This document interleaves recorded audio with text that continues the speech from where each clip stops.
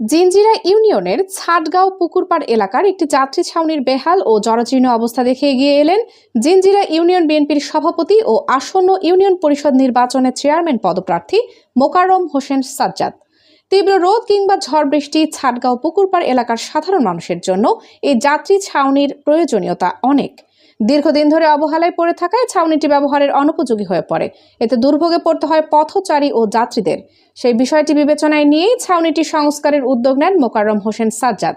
নিজ অর্থায়নে নতুন টিন স্থাপন, রং করা এবং সৌন্দর্য বর্ধনের মাধ্যমে ছাউনিটিকে নতুন রূপে সাজিয়ে তোলা হয়। এ বিষয়ে মোকাররম হোসেন সাজ্জাদ বলেন, যাত্রী ছাউনির এমন করুণ অবস্থা দেখে আমি চিন্তা করি, সামনে ঝড় বৃষ্টির মৌসুম আসছে।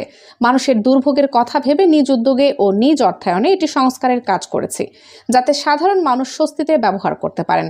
স্থানীয় বাসিন্দারা জানান, মোকাররম হোসেন সাজ্জাদ সবসময় এলাকার মানুষের পাশে থেকেছেন।